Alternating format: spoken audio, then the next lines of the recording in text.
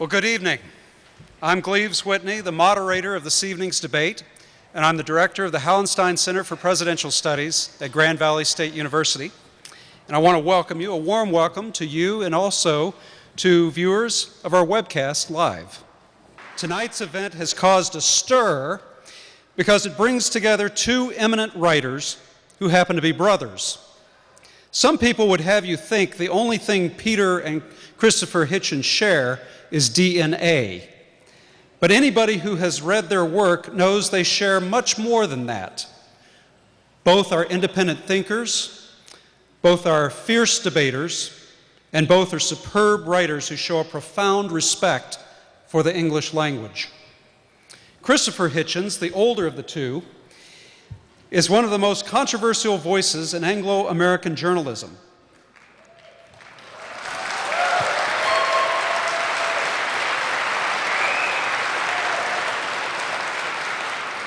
Based in Washington, D.C., he has written 20 books, including biographies of Thomas Paine, George Orwell, and Thomas Jefferson, with whom he shares an April 13th birthday, so early happy birthday, as well as scathing critiques of Henry Kissinger, Bill Clinton, and Mother Teresa. Most recently, he wrote the book on atheism, God is Not Great, and edited The Portable Atheist. A contributing editor to Vanity Fair, he also writes regularly for a number of high-toned publications. Peter Hitchens, the younger of the two by 2.5 years, has crossed the pond to be with us. He is one of Britain's most independent journalists who blogs and writes a regular column for the Mail on Sunday. Formerly a longtime writer for the Daily Express, Peter was once asked by former Prime Minister Tony Blair to, quote, sit down and stop being bad. This after aggressive questioning at a press conference. Peter is the author of The Abolition of Britain and The Abolition of Liberty. He has also written for The Spectator, The Guardian, and New Statesman.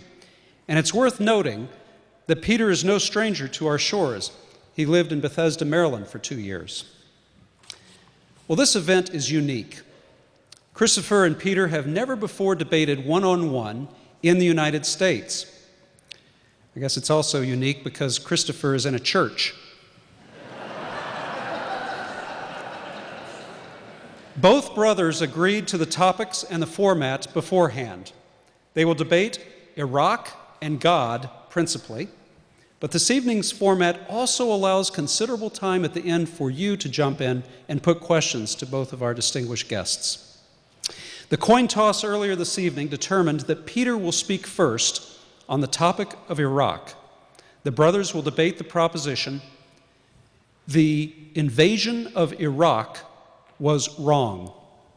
Peter, you have 10 minutes.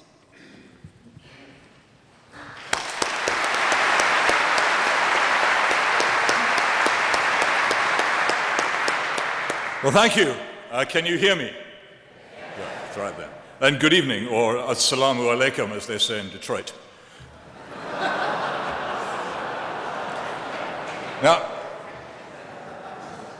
in Britain, as you know, we take the adversarial principle rather further than you do. We don't just have adversarial courtrooms, we have an adversarial parliament and an adversarial press, and we have adversarial families. And I know I'm going to be asked all kinds of foolish questions about whether we got on and what our childhood was like. I would say that it had its ups and downs. My father at one point forced us in a scenario similar to that at Dayton, Ohio, to sign a peace treaty, which I later repudiated by breaking the frame open and tearing it to shreds. And we would spend long summers drenching each other with what was available to hand in those days before the super soaker, which was used washing up liquid bottles. And since then, we've really kept our hands off each other, more or less. Tonight, those of you who are hoping for a session of mud wrestling will, I hope, be disappointed. But I can offer you one small thrill, which is that it seems to me, and it seemed to me the closer I've got to this evening, that I don't ever want to do this again. So there is a very strong chance that this will be the last time we shall ever do this. Turning to the subject under discussion, the war in Iraq. I don't want to make this too easy for myself, because it seems to me that it is actually a fantastically easy position to take.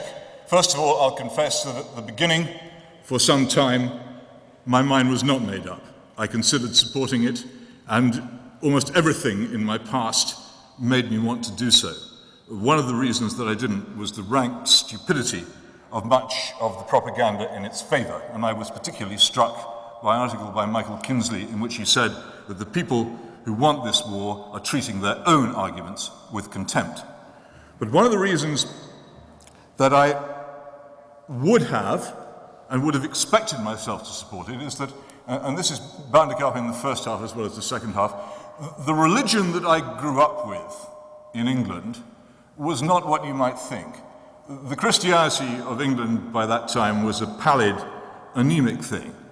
The thing that we were all brought up to believe in was in something called "We won the war." Its saints were the pilots of the Battle of Britain. Its God was Winston Churchill. And it suffused everything we did. We lived, you must remember, in this wonderful, peaceful country, largely untouched by foreign attack, in a land honorably battered by war. I was surrounded. The cities that we lived in or near, my father was a naval officer, our father, I should say, on this evening. We lived in cities battered by war, or near cities battered by war, and everything, even as small children, that we talked about was overshadowed by that war, and we thought that it had been good. In fact, we were convinced it had been good, and we grew up entirely believing that you could, by launching war, do good things. As time has passed, and as I have traveled to the nastier places of the world, I've become less sure of this. And I've seen more and more the consequences of those pictures, which we so often see on our television screens, of the missile being launched from the ship, of what happens at the other end. And I've seen also, on a particular and terrifying occasion in Somalia, the arrival of the US Marines intent on rescuing a country in desperate straits, and the subsequent failure despite the enormous good intentions of everybody involved. But there was something else about the Iraq War that I didn't like. And that was this, and it was particularly just as it began, and as I was beginning to feel most strongly that I didn't like it, a Rear Admiral of the United States Navy, and of course I feel rather strongly about navies because of my parentage, was portrayed on the television addressing his ship's company. This was not a stirring or poetic oration. It concluded with the words, "It's hammer time," and this was succeeded by a playing of a song called "We Will Rock You." Well, yes, it is quite funny, except that what they then did was to launch missiles which headed towards a country where they would land, inevitably in some cases, on places where entirely innocent people were living. I didn't think this was a serious attitude towards war. I was reminded continuously, and I have to say I have a largely conservative audience in Britain, and I said repeatedly that I didn't like this war, and I would get angry emails, phone calls and letters saying that I was unpatriotic and wrong. And I would send back one thing to most of these people, which was Kipling's Recessional. And Admiral Keating's outburst made me think most strongly of that particular passage. We loose wild... I should have written this down, remembered it. I remembered it earlier on.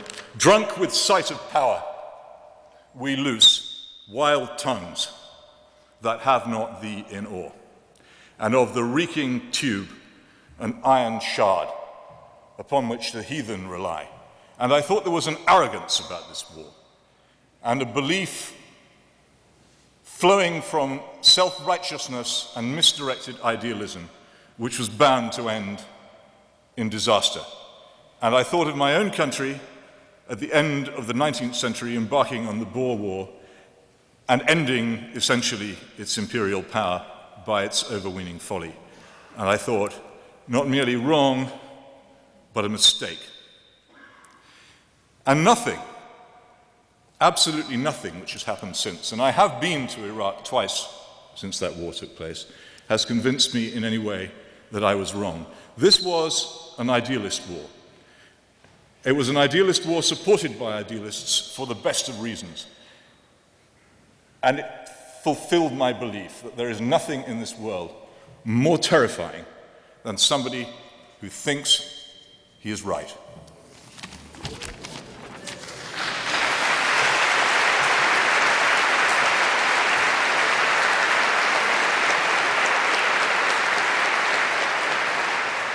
Thank you, Peter. Christopher, you have 10 minutes. And I'll take all 9.5 of them. It goes, by the way, if drunk with sight of power we loose, L-O-O-S-E, wild tongues that have not thee in awe, such boastings as the Gentiles use, and lesser breeds without the law. It's the whole magnificence of Kipling that is exactly what makes people nervous about quoting him correctly. Because when you get it right, it's unsettling. And lots of things about this are unsettling, and so they should be. And it's my duty, as well as my pleasure, to congratulate Peter on keeping things edgy for this evening. You didn't come here, we hope, for a banal debate, ladies and gentlemen. Now listen. You can't see underneath my shirt the garlic necklace. And you have no idea that I'm fighting my way by Northwest Airlines back from here tomorrow morning to be in New York for the memorial service for William F. Buckley at St. Patrick's Cathedral. In other words, you've got no idea what I've been going through lately, and there's no real reason why you should. But when they said to me this evening, when you come out, do you want to be at the throne or at the pulpit? I did feel slightly discombobulated. And when I said, well, where's the men's room? And they said, it's down there. And there's men's room, and then there's women's room. I understand that bit. And in between, sexton's room. I began to feel more discombobulated still. And today is the anniversary of the day in 1945 when my mother and my father got married, after both of them having been through a very long war, very long, brutal, cruel war, that succeeded the long austerity, poverty, struggle with which they'd had to beguile their youth in the 1920s and 30s of interwar Britain, if you can even assume that people in Europe in those days lived between two wars rather than endured a long armistice between two terrifying resumptions of hostilities. Every time you read fragile truce in the New York Times, think of that as applying to the 1920s and 1930s in Europe, and you'll get a better idea of what those resumption of hostilities were. And yes, I think if I look at my brother and think, well, our parents got married in this day, 1945, that is a little unsettling. It's also, I think, hope you don't mind my saying so, rather reassuring. We are both here, after all, and determined to testify. Now, on this question about the Mesopotamian War, everybody knows why they oppose it, don't they? Everyone's clear on what their reasons are. We were told wrong things. We were given inaccurate information by dubious governments. We were sort of cheated into a feeling that our delegations at the UN had overstated the matter of weapons of mass destruction and terrorism. In fact, when you think about it, you'll find that it's probably even wrong to mention Saddam Hussein in the same breath as weapons of mass destruction or terrorism. I have a couple of tests of my own for whether people know what they're talking about when they're talking about Iraq.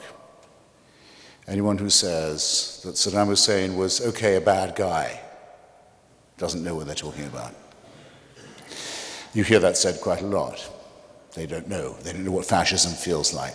They don't know what it's like to see families forced at gunpoint to applaud the torture and execution in public of their family members. They don't know what it's like to see 180,000 members of the Kurdish people, at a minimum, killed by poison gas in the northern provinces of Iraq. They don't know what it's like to see at least that number of Shia Arabs killed in southern Iraq.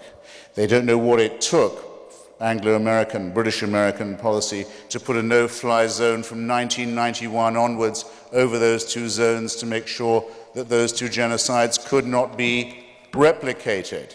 They don't know what it would be like to be a citizen of Kuwait or Iran, seeing Saddam Hussein's army coming over the horizon, attacking your civilians in that way, abolishing, in one case, the whole existence of a member state of the Arab League and of the the Islamic Conference and of the United Nations, abolishing it, annexing it, making it part of Iraq. They didn't hear the speech from Saddam Hussein saying the only mistake he ever made was that he invaded Kuwait before he'd finished the nuclear weapon. He should have done it the other way around. First get the nuclear weapon at the Tuwaitha reactor, which we found as a result of the Kuwait war when we weren't looking for it. Get the bomb first, then invade Kuwait, then ask them what they're going to do now that I've invaded it. Don't do it, don't get it the wrong way around. We lived at this man's permission for a long time. We lived by his warrant. Only his stupidity allowed us to be as complacent as we were. And in the meantime, fighters in northern and southern Iraq were fighting against a tyrant who we should have been fighting ourselves. The liberation of Iraq, in other words, the decision that we had to move the Iraqi people and the region into a post-Saddam era, will stand, I'm convinced, as one of the greatest decisions of American statecraft, as one of the things that American soldiers, male and female, and politicians who voted for it, those who've defended it, would be proudest of in the future of any decision we've ever made. Despite the ridicule, despite the incompetence, despite the failures, despite the disappointments, let us review what we've done. First, we have removed a keystone state of the Middle East from the control and sole ownership of a psychopathic crime family who owned all of Iraq and treated its people as if they were disposable citizens. I remind you that this keystone state occupies a choke point on the Gulf and an arterial carotid point in the world economy that cannot be left to the control of a fascistic mafia. I remind you further that it exists between the exorbitant Sunni Wahhabi theocracy of Saudi Arabia and the no less exorbitant Shia theocracy of Iran, that it is the keystone that allows us, yes us, we who have the right to do this, we who have the right to insist on oil, we who don't have to be ashamed of mentioning oil in the same breath as democracy, to say, if we can recuperate Iraq, if we can recuperate its oil industry, if we can stop it being the private property of a psychopathic crime family, we can not only help the Iraqis, but we can undercut the monopoly or the duopoly of Shia Iran and Wahhabi Saudi Arabia. Does anyone think this is a matter of indifference? Or is anyone willing to get up and say, you, sir, very good for you. I admire your nerve. I wouldn't mind if you were the only one, as you seem to be. You're indifferent to it.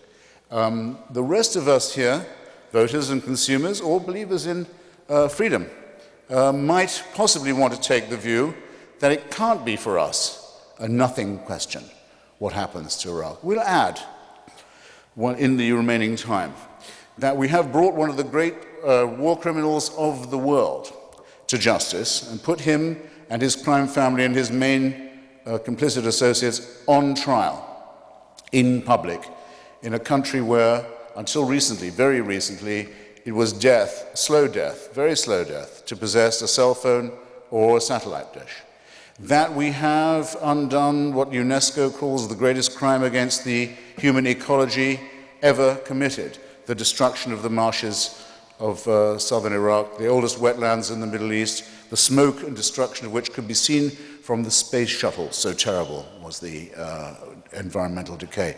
That we have proclaimed the autonomy of the Kurdish people, the oldest and largest nation in the world not to have a state of their own, and that where they live in their federalized, democratized provinces in northern Iraq, which were released from Saddam Hussein's control a full 12 years before the liberation of the rest of the country, business flourishes, press flourishes, democracy flourishes, civil society flourishes. The sooner, the earlier the intervention by the British and American forces in Iraq, in other words, the happier, the sooner, the greater, the deeper, the more enduring, and the more useful in the future is the outcome.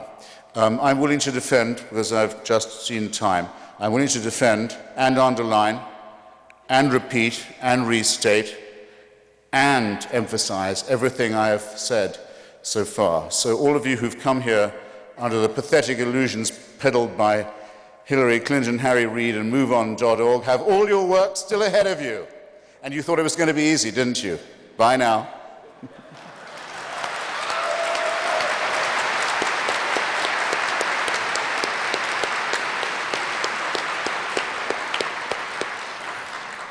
Thank you, Christopher. Peter, the next 5 minutes are yours. Thank you. The lesser breeds without the law were the Germans. It was the law that they were outside that made them lesser. I just thought I had to add that. Right, consequences of the Iraq War. $6 trillion, which the United States does not have, expended. Iraq, under the control largely of the Ayatollahs of Iran. The resorts to torture by the United States, often by proxy, but not always. Disgraces in themselves and disasters. An untold number of innocent people killed. The certainty that the United States is unable for the foreseeable future to mount a justified military operation abroad. The diminution of the moral authority of the Western democracies, again, for the foreseeable future. Fantastic. What more could you ask? Resulting from deliberate ignorance of the past, deliberate willful ignorance of the past, of Britain's own attempts to control and exploit and govern Iraq through fake parliaments and fake elections, at least more successful for a while in gaining the cooperation of at least one of the Iraqi factions without necessarily having to pay them to fight by the day with AK-47s against our enemies instead of against us. Again, triumph. I really do not see what justification there could be of the operation on its own merits. But if it is a principle that the United States has to intervene in every country which is misgoverned, where there are despots, where there is torture, where there is no freedom, then where else can anybody in this room think of that we might be intervening? For instance, the site of the Summer Olympics might occur to some, but we do not.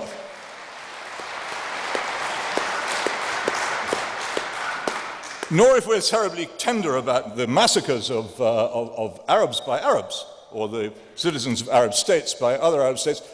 Why is it that we accepted as our allies in the first Gulf War the state of Syria, whose then president, Hafez al-Assad, ordered his troops with artillery to surround the town of Hama and shell it until everyone living in it was dead?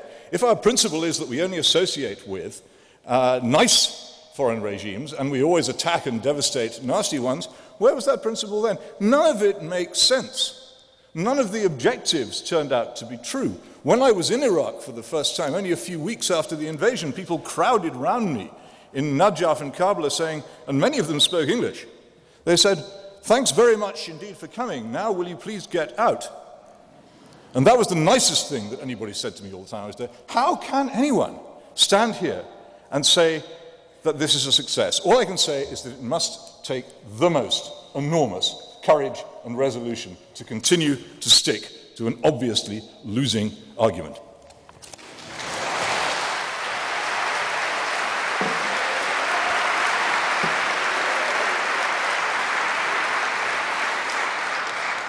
Well, it's obviously come to the actuarial.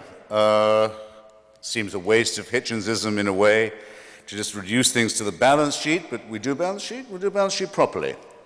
Let me suggest some things to you. First, everybody knows that there isn't a single clever person here who doesn't know, is there, or watching this on a webcast, who doesn't know that you can't mention weapons of mass destruction and Saddam in the same breath, even though he used them against Iran and against the Kurds, wrongly described as his own people within the borders of his own country, and was continuing to incubate and maintain the capacity to recover them. However, for actuarial purposes, let me just say that having enforced the resolutions that governed this question in the case of Iraq, we forced the capitulation of Colonel Gaddafi, whose stock of WMD we had underestimated. When he came in, and he didn't surrender, I might add, to Kofi Annan or Jacques Chirac. Where did Colonel Gaddafi come a few weeks after the fall of Baghdad to say, okay, you can take all my stockpile now and put it in Oak Ridge, Tennessee, where it now is, which is where it should have been? He didn't come to Kofi Annan. Hold your applause, comrades. I know I'm never going to get any from comrades.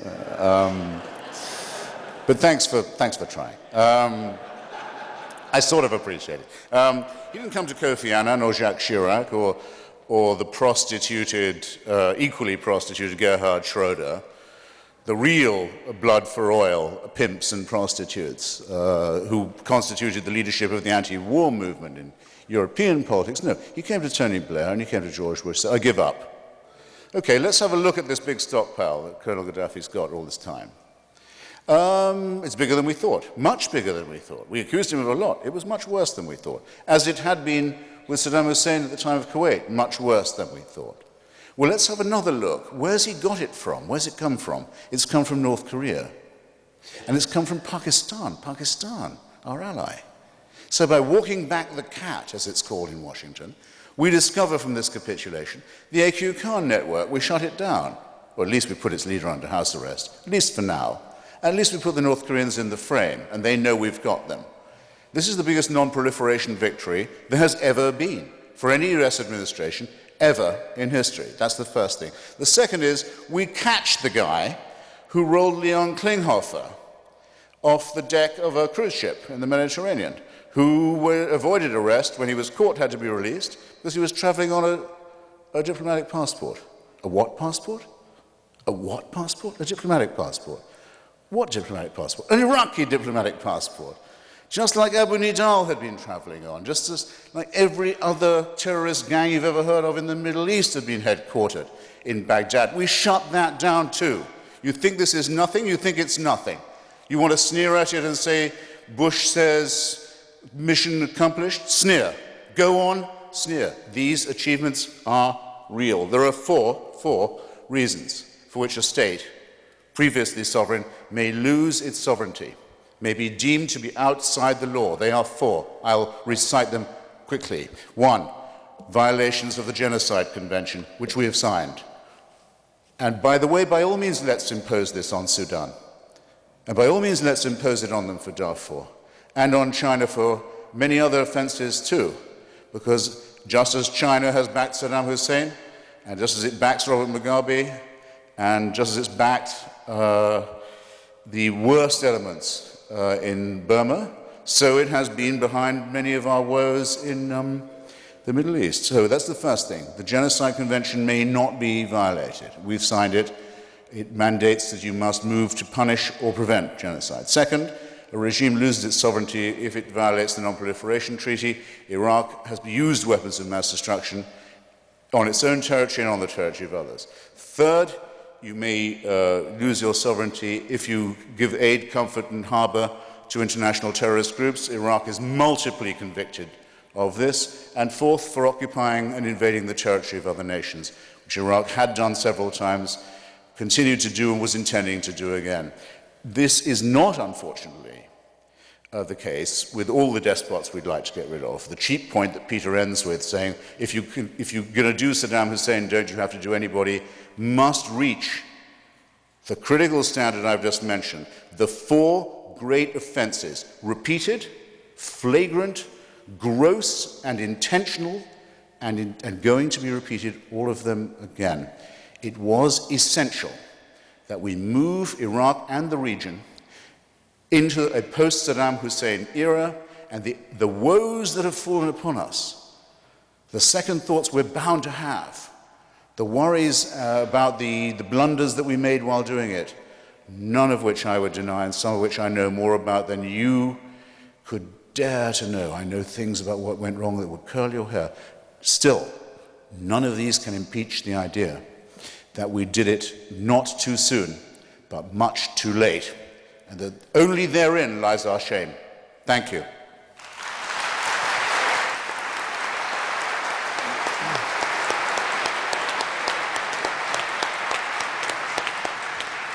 Thank you for spirited debate on our first topic.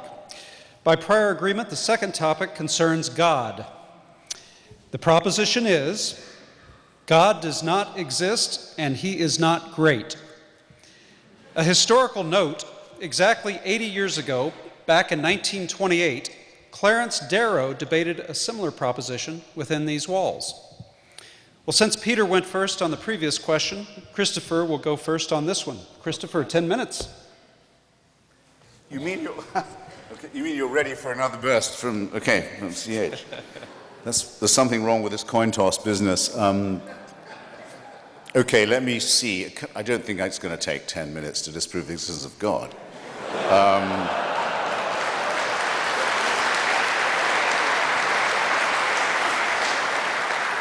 The atheist proposition is the following. Most of the time, it may not be said that there is no God. It may be said that there is no reason to think that there is one. That was the situation after Lucretius and Democritus and the original anti-theistic thinkers began their critique of religion. And I would just ask you all, ladies and gentlemen, to bear in mind a mild distinction while we go on. You may wish to be a deist, as my heroes Thomas Jefferson and Thomas Paine were, and you may not wish to abandon the idea that there must be some sort of first or proximate cause or prime mover of the known and observable world and universe.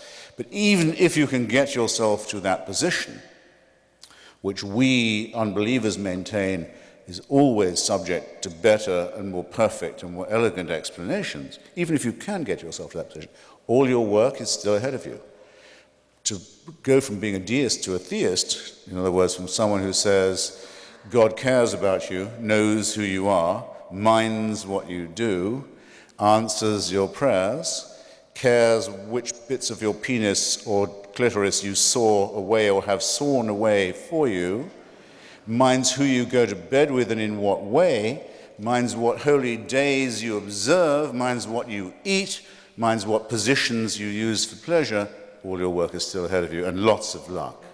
Because there's nobody, even Aquinas had to give it up. There's no one who can move from the first position to the second. So I could, and I'm actually strongly tempted to, I could leave it right there. But then it's not in my nature to let off a captive audience so easily. So I'll add a couple of things. The reasons why I am glad this is not true would, I suppose, be the gravamen of my case. Some people I know who are atheists will say they wish they could believe it. Some people I know who are former believers say they wish they could have their old faith back. They miss it. I don't understand this at all. I think it's an excellent thing that there's no reason to believe in the absurd propositions I just, admittedly rather briefly, rehearsed to you. The main reason for this, I think, is that it is a totalitarian belief. It is the wish to be a slave. It is the desire that there be an unalterable, unchallengeable, tyrannical authority who can convict you of thought crime while you are asleep, who can subject you, who must indeed subject you, to a total surveillance around the clock every waking and sleeping minute of your life, I say of your life, before you're born, and even worse, and where the real fun begins, after you're dead. A celestial North Korea. Who wants this to be true? Who but a slave desires such a ghastly fate? I've been to North Korea. It has a dead man as its president. Kim Jong-il is only head of the party and head of the army. He's not head of the government or the state. That office belongs to his deceased father, Kim Il-sung. It's a necrocracy. A thanatocracy. It's one short of a trinity, I might add. The son is the reincarnation of the father. It is the most revolting and utter and absolute and heartless tyranny the human species has ever evolved. But at least you can fucking die and leave North Korea.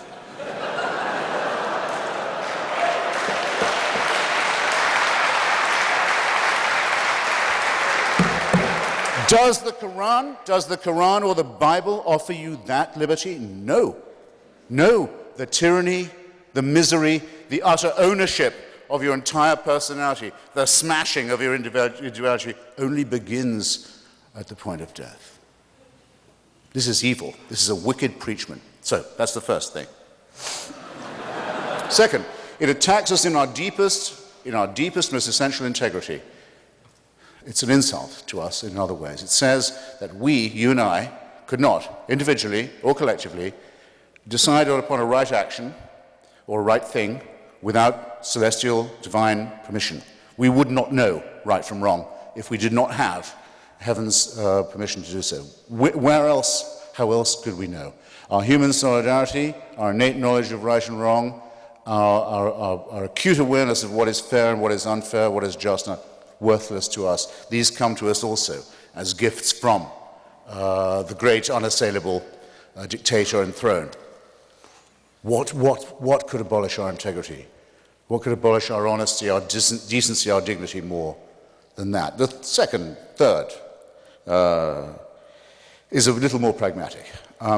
Religion is our first, that's why I'm so fascinated with it, it's our first version of the truth. It's our first attempt as a species.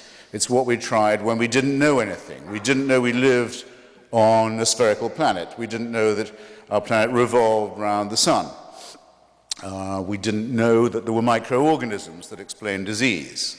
We thought diseases came from curses or witches or ill-wishing or devils or dust devils. We didn't know anything from the childish, terrified, ignorant origins of our animal primate species. We come to religion. It's also our first attempt at philosophy, our first attempt at morality, our first attempt at healthcare, actually, but because it was our first, it is our worst. We now have better explanations for all these dreads, and we have cleared up all of these mysteries, yet we still dwell. And in some countries, in some societies, not just dwell, but live under a totalitarian regime that forbids us to think about the progress that has been made or denies us the knowledge that these advances have in fact occurred. So it has become, where once it probably was an aid to our survival, a really great peril to our continued ability to live as a civilized species. Thus, it seems to me that in point of its proposing of a totalitarian solution to what is, after all, a real problem, to its ghastly reliance upon the supernatural rather than the much more miraculous, much more beautiful, much more elegant, much more numinous, much more harmonious natural explanations. Think how much lovelier Einstein and Darwin are. Think how much more elegant and persuasive they are than the idea of the burning bush, or the demand that without circumcision there can be no redemption. Just picture it, and then I'll give you one final thought experiment. This is what you have to believe now, if you're a monotheist. Because we now know things we didn't used to know. We know that the human species could be as much as 200,000 years ago.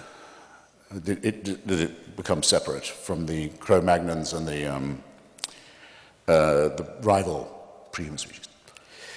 Could be as little as 100. Richard Dawkins thinks 200,000. Francis Collins, who did the Human Genome Project, who's, by the way, C.S. Lewis kind of Christian, thinks 100,000. All right, I'll take 100. I'll take 100. Here's what you have to believe. For 100,000 years, humans are born as a primate species. Expectation of life, what, 25 years for the first few 100,000 years? First few tens of thousands of years.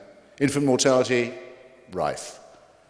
Microorganism disease, terrifying. Earthquakes, volcanoes, extraordinary. And fights over land, over territory, over food, over women, over tribalism. Frightening too. For 96,000 years, heaven watches this. With folded arms, with indifference, with coldness. And then around 3,000 to 4,000 years ago, but only in really barbaric, illiterate parts of the Middle East. Not in China or where people can read or think or do science. No. In barbaric, illiterate, backward parts of the Middle East, it's decided we can't let this go on, we better intervene. And what better way than by human sacrifices and plagues and mass murder? And if that doesn't make them behave morally, we just don't know what does. If there is a single person in this room who can bring themselves to believe anything remotely like that, they convict themselves of being, first, very stupid, and second, very immoral. And thus, it seems to me that the case for divine intervention and for the supernatural falls, and that we should be glad that it's fallen. And thank you.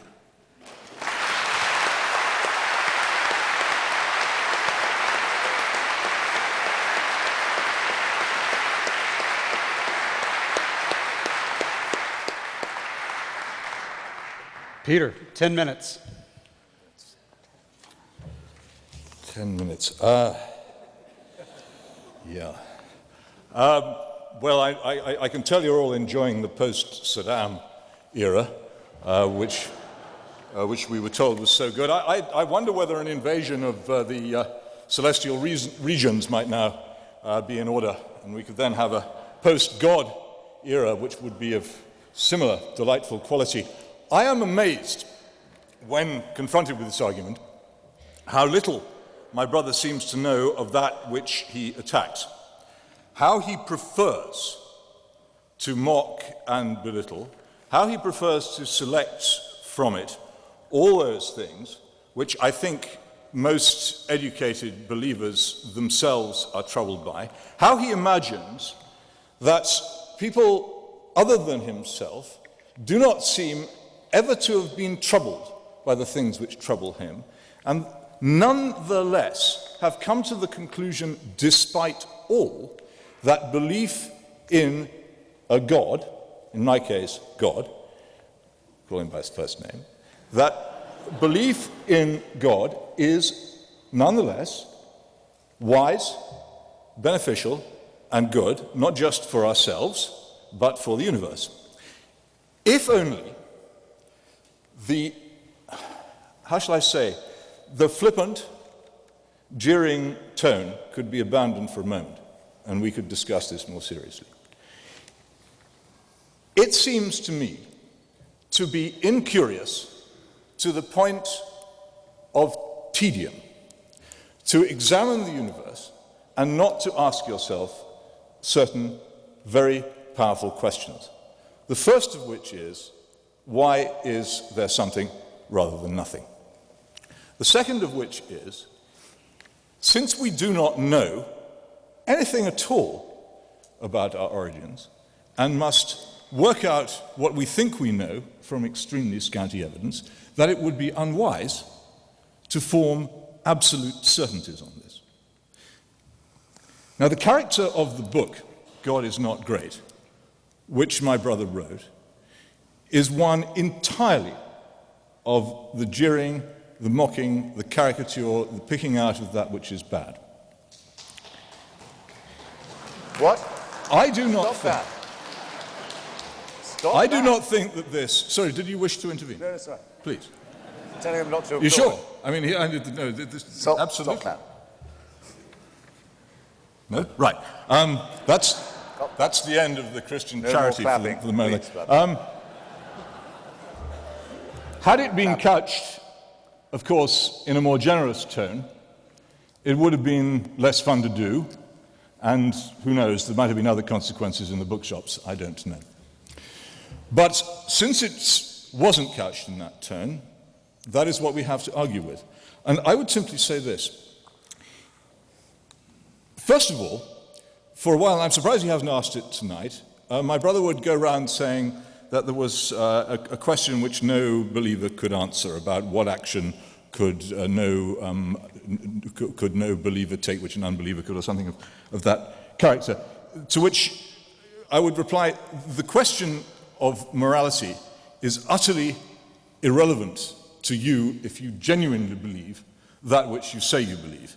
If you think that there is no authority, if you think that we are the products of random chaos, if there is no reason for the existence of the universe apart from a series of accidents, then you may behave exactly as you wish. Now, in the case of Christopher and his ally and colleague, Professor Dawkins, I refer to this as luxury atheism. I know where they live.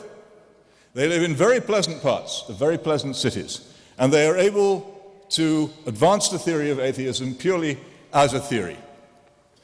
Well, I live in England, and I don't need to travel very far from my home, which is not far from Professor Dawkins' home, in Oxford, to find a large number of highly practical atheists. In my country, it is common, no more than 3 or 4 times a week, to read accounts of people being kicked to death by youths aged between about 13 and 17. It invariably ends with the phrase, "and then they started kicking his head as if it were a football."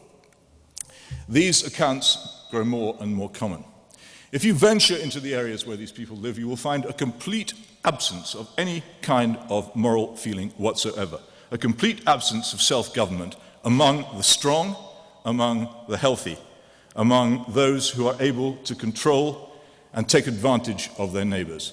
Christianity and everything that went with it have vanished from among them. They are practical atheists, and they really mean it. In fact, in some ways, they're not atheists. If you examine my country carefully, you'll find that the worship of Moloch, the slaughter of children at the rate of 180,000 a year in the womb, continues, that the worship of Mammon is out of control, that the worship of Ashtaroth is pretty well advanced as well, and a number of the other pagan gods. They're way out in front of the dear old Anglican Jehovah in whom I attempt to believe. All this seems to me to point to an important factor in religion, which is why it seems to me that it is reasonable, given that we are ignorant of the answer as to whether there is or is not a God and cannot know, why we might reasonably think that it was worth believing in such a being. If the universe does have an order, if it does have an origin, if there is running through it an eternal law, then wouldn't it be a good idea to try to find out what it was and to seek to govern ourselves by it? Now, I too have been to North Korea, and I will tell you that I have the opposite impressions to that which my brother had. This is a country entirely run by people who hate and despise the idea of God and who have made themselves into gods. And that, indeed, is what so very often happens when people ignore the very, very earliest part of the Bible, in which the serpent says to Adam and Eve, "Eat of this fruit, and ye shall be as gods." This is what we do when we decide for ourselves that there is nothing above us. We destroy authority. We destroy all the things which turn the hearts of the disobedient to the wisdom of the just. They're going very rapidly in my country. I suspect that if things proceed as they are in our educational system and our trash culture, they will happen pretty rapidly in this one too. And then you will know what happens when God is truly absent, not because he isn't there, but because the only place he can occupy lies within our hearts. And either he is there because we invite him and we seek his assistance in the governing of ourselves, or he is not, and we cease to be able to govern ourselves because we no longer know how to do so. There are many forms of morality. I'm told that human solidarity is a way of running the world. Well, up to a point it is. But the problem with human solidarity is that it operates at different levels. Now, when I lived for some years in Moscow, it was folly to expect anyone to hold open a door in the Moscow metro. Big, heavy steel and glass doors they were too, because nobody there knew anything about manners. They let the thing swing back in your face. And if I ever held the door open for somebody else, as I did in my naive early weeks in that city, they'd look at me as if I were mad. Now, something similar has begun to happen to me in Britain. I'm walking down the aisle of a crowded train, and I see somebody coming the other way, struggling with luggage, and I think, well, I'll step out of the way and let them pass.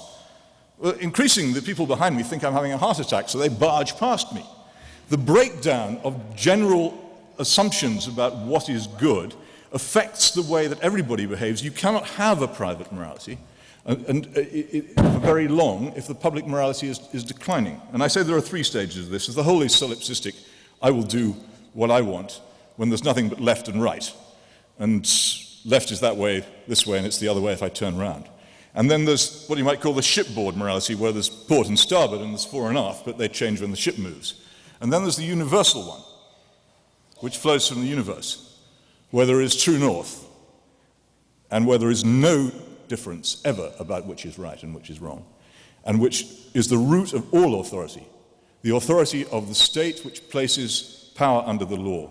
The authority of the family, where the parents rule the children. The authority of the country, where the people govern themselves under a law which all accept. All these things derive from that understanding. Without it, we're lost. Why sneer at it? Why seek to bring it down?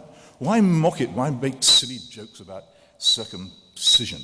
This is far more important than that. I really do wish he'd treat it seriously for once.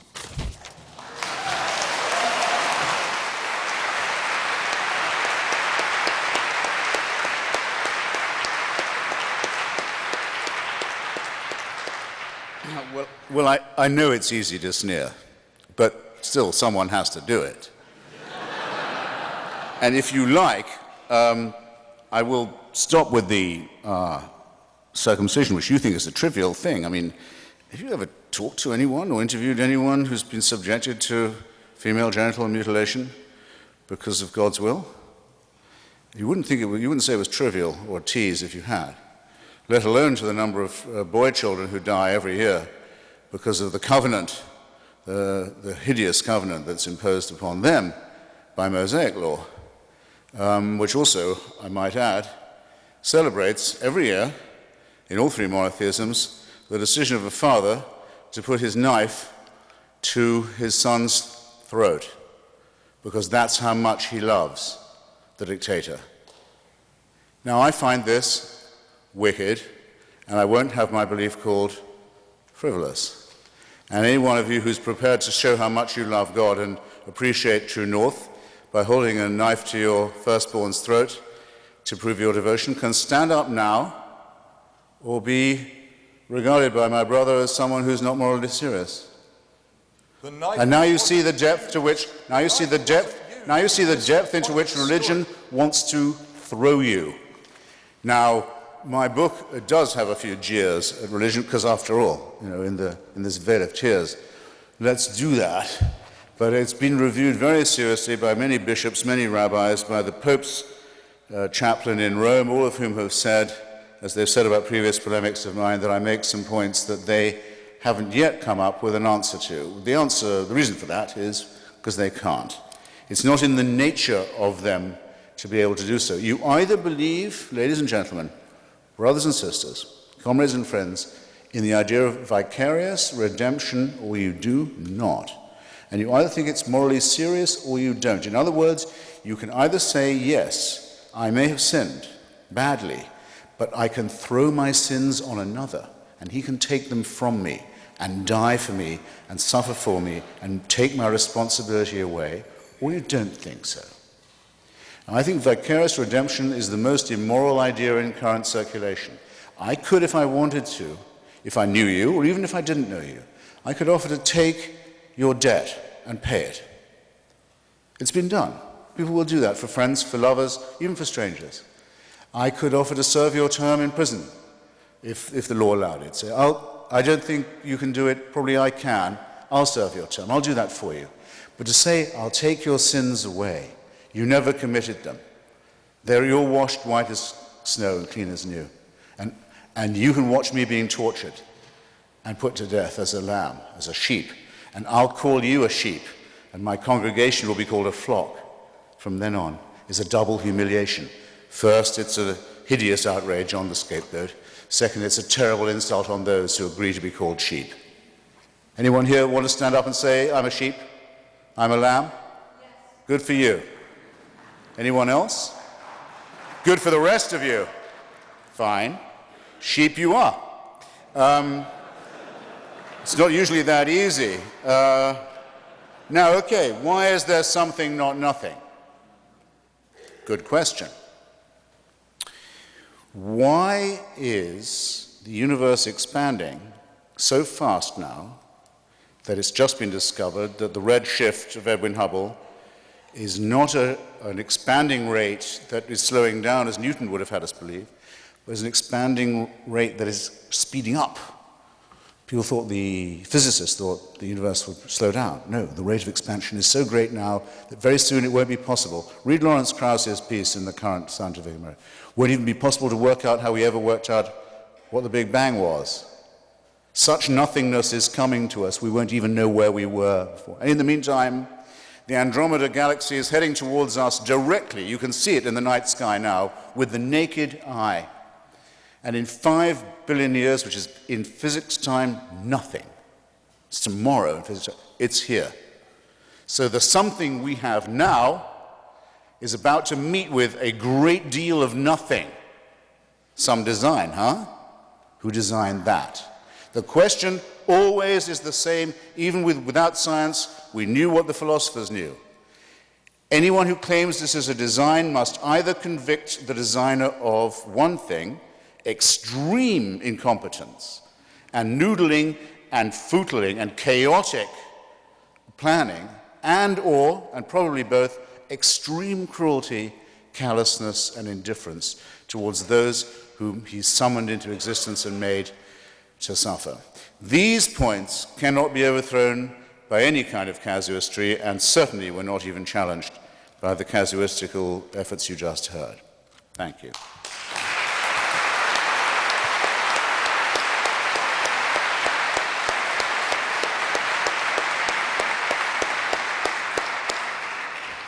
Peter, 5 minutes.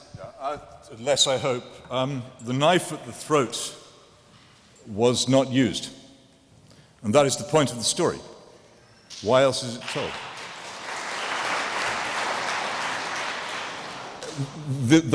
One of the fascinating things about those who seek to sweep Christianity out of the society, and one of the things in Christopher's book which is actively repellent, and the only thing in the book which I found actively repellent was a suggestion that Christianity should be treated as a form of child abuse and therefore driven out of education. One of the things these people do not seem to realize is that if you were to abolish it, it would not be replaced by a blank space. It is important to realize what it replaced, that the argument about that sacrifice was an argument about getting rid of human sacrifice and child sacrifice, then common. That what we are dealing with here is an immensely powerful force in human emotion which existed before Christianity and which Christianity sought and seeks to divert elsewhere. You have to give people hope when they have done things whose remembrance is grievous and whose burden is intolerable. It has to be done. And what other hope can be offered than some kind of sacrifice? The arguments, the very complex arguments about that atonement, are all to do with the discovery, as I said earlier, the attempt that we make in our feeble way to discover what it is that we are intended to do. But to mock them as if they were a matter of a man sticking a knife towards his son's throat with the idea that this was a recommended action in the manual of life is not merely a misunderstanding, it's falsehood, and really shouldn't be acceptable in civilized debate to speak as if something is being advocated when it is actually being preached against. And it is, this failure of understanding of the purpose of the thing, the failure to understand that it has any good or benevolent characteristics whatsoever. When it does produce good characteristics, in the book you will find that those who are Christians who do good things are recruited to the atheist cause. No, they didn't do it because they were Christians, they did it because they were something else. And if societies do anything bad, then the Stalinist state of the Soviet Union is said to have done those things because Stalinist communism was in fact a form of religion. You can't win. It's completely secular. There is nothing that anybody can do which is religious and which is based on a belief in God, which Christopher will think is right, and if anybody does anything which is wrong, then it will be God's fault. And there is no escape from this circle, and I think it's very well exemplified in this misrepresentation of one of the central stories in the Bible.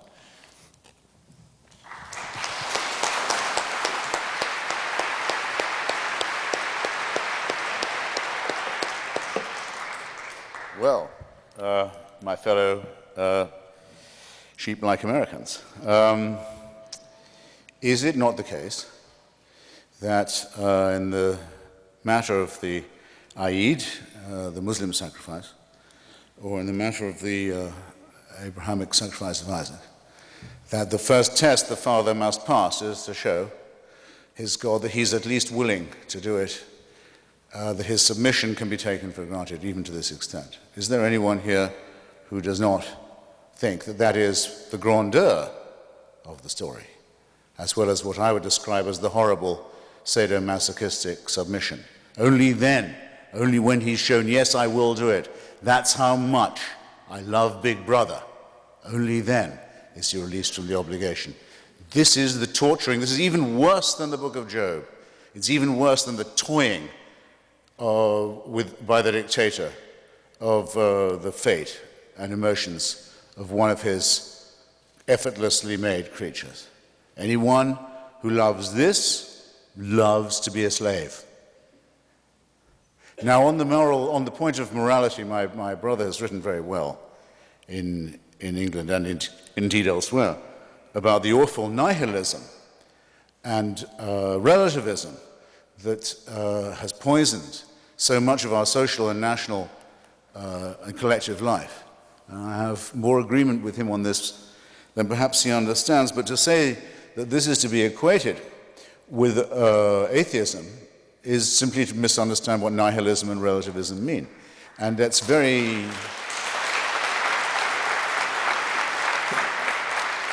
I think I can make this point relatively simply. Someone who says that do what you will must be the whole of the law, that's supposedly what Satanists say at their ceremonies. By the way, Satanists are not atheists by definition. Their satanic majesties are not non-entities. Is giving themselves permission to act entirely as they might wish, at their own pleasure. How does the person who says, God is on my side, act? I don't demand an answer from you, I simply demand you think about my question. How do those act who say, God is on my side?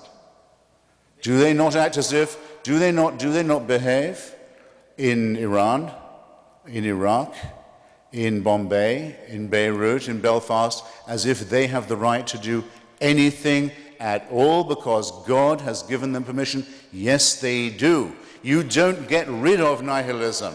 You don't get rid of relativism by claiming you have God in your corner.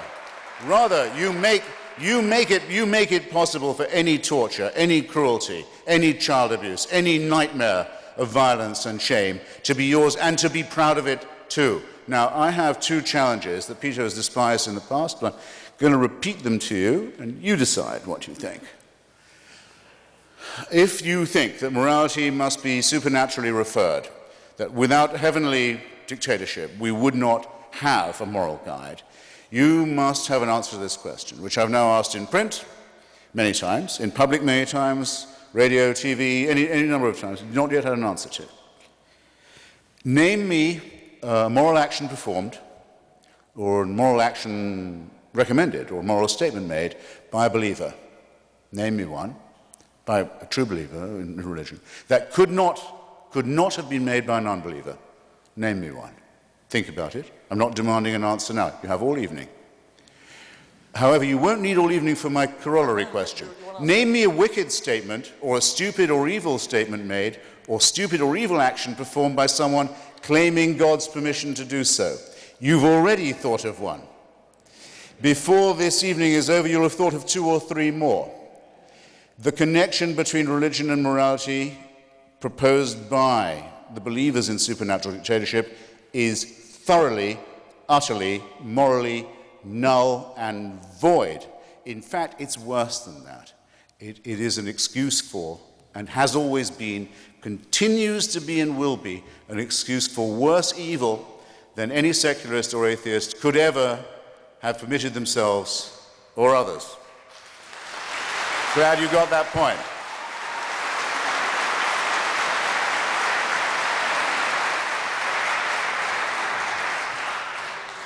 Peter.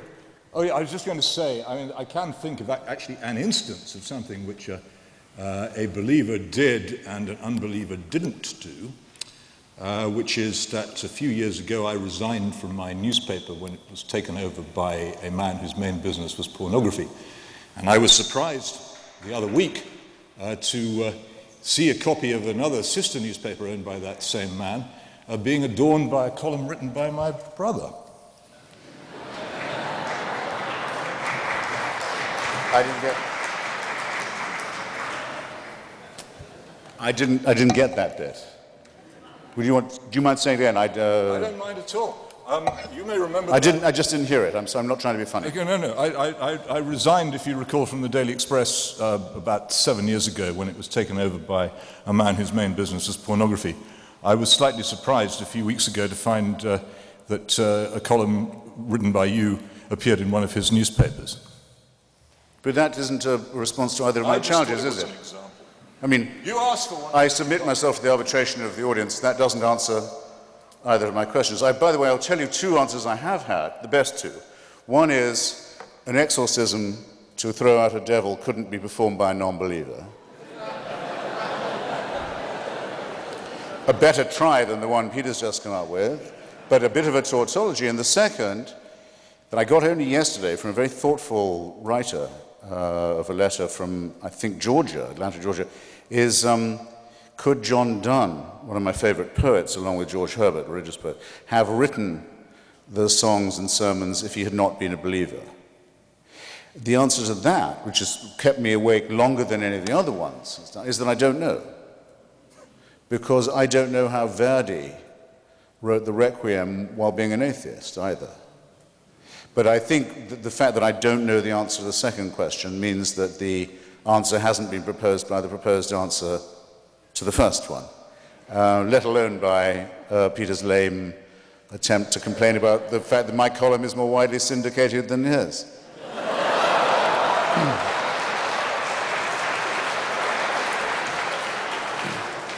Peter, did you want to respond? Sorry, more widely and promiscuously syndicated than his.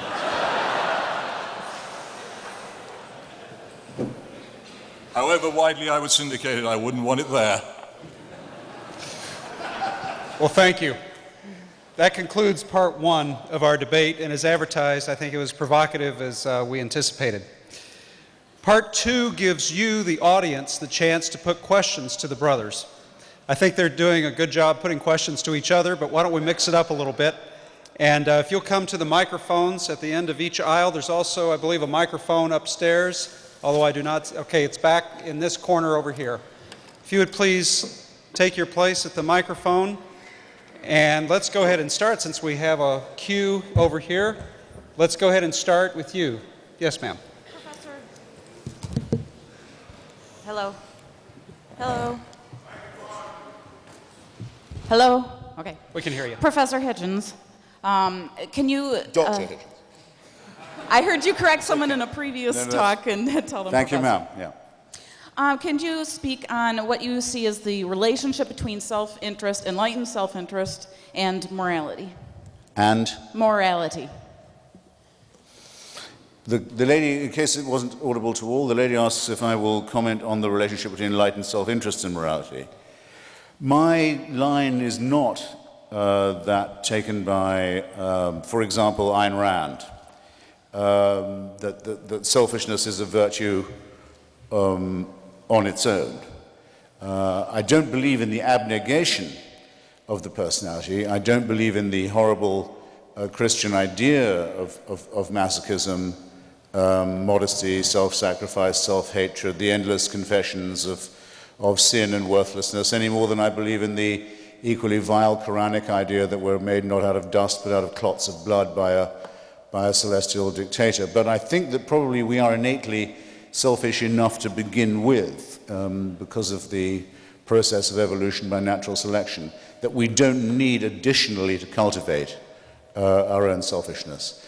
And that the trick, the clue, and the odd thing, and the thing that comes to people strangely naturally is this. They understand about human solidarity. I'll just give you two examples, one from each testament.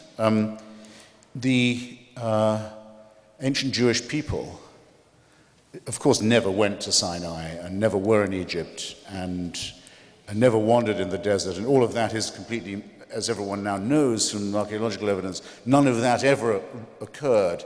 But the idea that our Jewish ancestors got as far as Mount Sinai under the impression that rape, murder, theft, and perjury were okay, and only when told by tablets that they weren't all right, felt the penny drop or the shekel drop, is, of course, an insult to our decency and our integrity.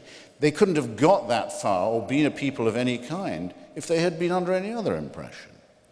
So this is innate in us, and it comes from our solidarity, our humanity, our brother and sisterhood. The second is from the so-called New Testament, the Samaritan, so-called, the man from Samaria, who wouldn't see someone just lie bleeding and suffering by the side of the road without helping him.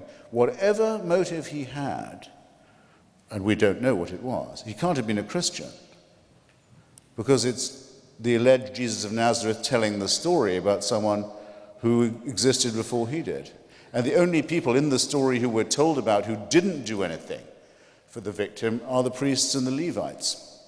So what the story tells us, this parable, is you don't need religion to behave with ordinary decency and morality. And anyone who says you do says that you need dictatorial permission to do the right thing. And then you're a serf.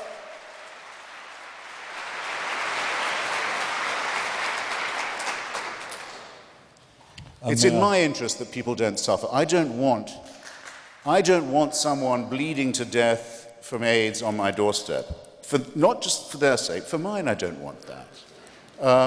Oscar Wilde in The Soul of Man Under Socialism puts it very beautifully. He says socialism would free us from the awful necessity of living for others. George Bernard Shaw, when he ran for office in London, said there should be no more houses built for the working classes without baths. And it was objected to him by the Tories and the Conservatives. They said, why give them baths? The poor are so ignorant and stupid, they won't even know how to use them. They'll keep coal in them. They don't deserve baths. You're wasting your compassion on them. He said, I don't want them to have a bath for their sake. I want them to have a bath for my sake. That's the right mix of self-interest and morality. And it works too. It works. It works. Whereas religious exhortation and telling people, telling children that if they don't do the right thing, they'll go to terrifying punishments or unbelievable rewards, that's making a living out of lying to children. That's what the priesthood do.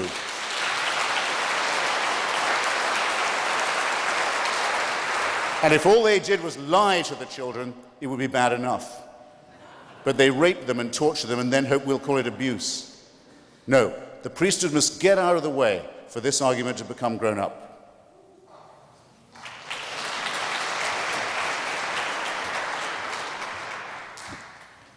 So 2 brief points. The fact that you know something is wrong does not necessarily mean that you don't then do it, as I think most of us are aware.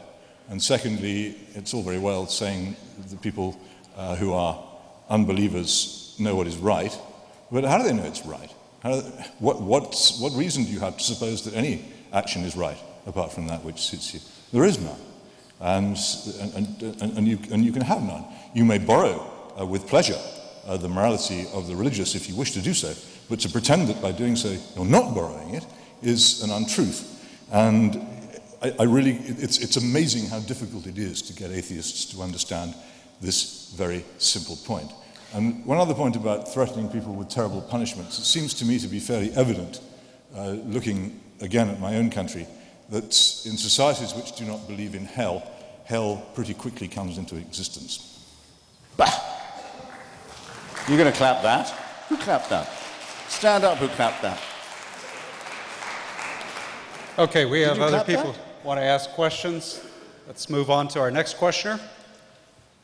Dr. Hitchens, quick question. Professor. Is truth real? And if so, how do you determine it?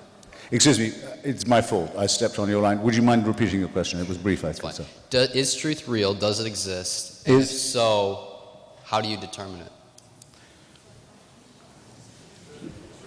Once more. Is truth real? And if so, how do you determine it?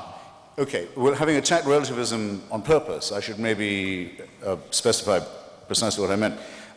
To say, it's a famous line, as you know, what is truth, asked jesting Pontius Pilate, and did not stay for an answer. Well, it's a long stay if you do stay for it. What I believe to be the case is that there is a difference between fair-mindedness, impartiality, even-handedness, and objectivity, which is the search for the truth, and the willingness to say that upon coming upon an uncomfortable truth, if it was at one's own expense, it meant one had to change one's own opinion or analysis, one would be obliged to do so. That's what objectivity means. And I think that while the grail of truth may not be entirely attainable, without the idea of it, and without the obligation to seek it very intensely and very seriously, one would be in a rudderless world, a world without true north, if you like. But as Rabbi Hillel says, the task may be unattainable, but that does not mean you can give it up.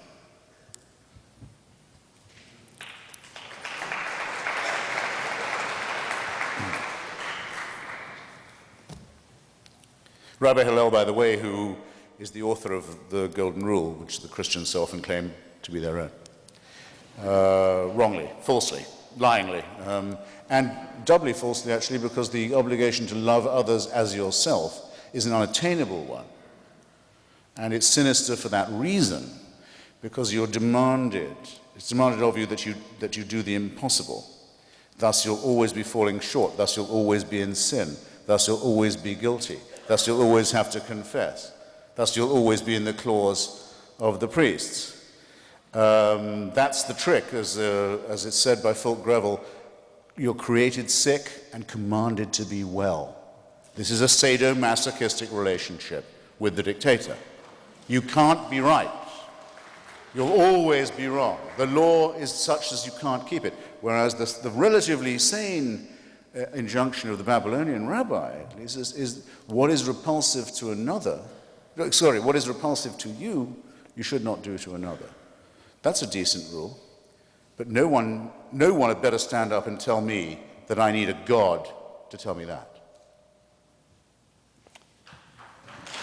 Peter, did you want to respond? No, I love it. Okay, we have a question up in the balcony.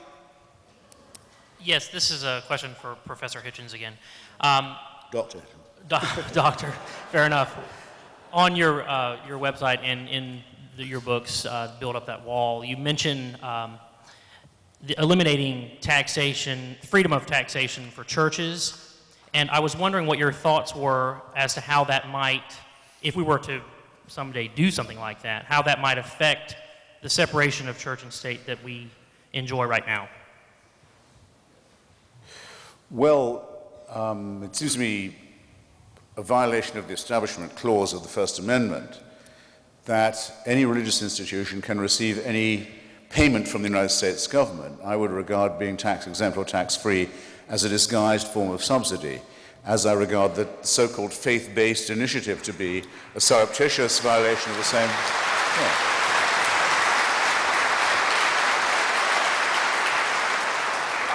I should say for sincere believers that there's an excellent reason why the Establishment Clause of the First Amendment was first proposed. It wasn't proposed just by people like myself who wouldn't go any further than deism in their attitude to religion.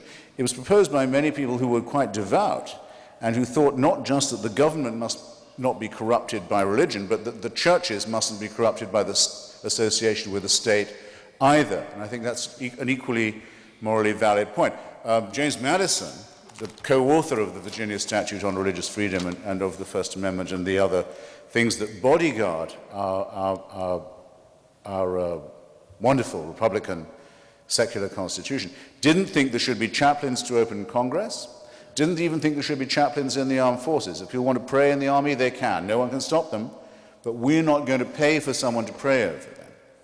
These are very tough questions, but it must be understood that these were part of the very urgent views of the framers and the founding fathers, and it's our responsibility to be discussing this very seriously now at a time when Hillary Clinton has joined some reactionary evangelical organization, John McCain, to try and bolster her faith-based connections. John McCain, a lifelong Episcopalian, has this year, I wonder why, said he's a Baptist.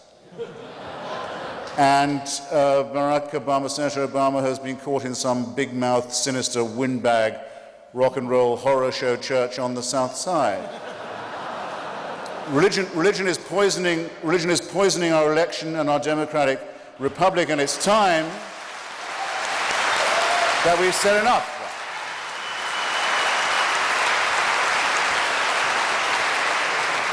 If you want to be a fraud and a fundraiser and a shakedown artist and a big mouth and an ethno-racist in this country, try your best. But it's long past time that we said putting reverend in front of your name is not enough of an achievement to do that.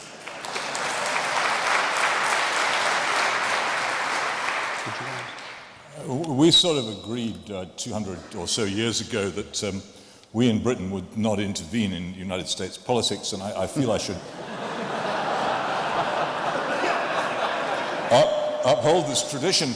But there is one small point here. There's a tremendous air of challenge and bravery and hurling himself into a storm of rage and oppression in all this stuff. And I have to say I do not find the Christian churches, either in this country and especially not in my own particularly terrifying force to combat, or one which is capable of crushing a dissenter.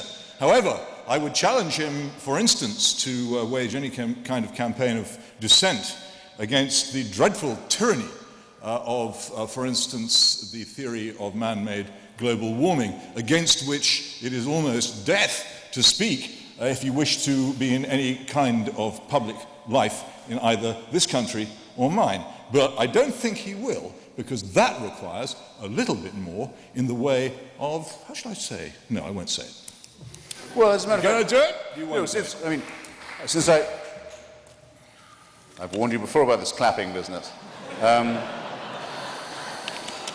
Since that's a challenge, I hope you won't mind if I speak again. It's not really my turn, but I have just written a piece for Free Inquiry, secular atheist magazine I contribute a regular column to, saying that it disturbs me to see how much the green movement is taking on the lineaments of a religion. That the human species has an original sin, in other words, existing,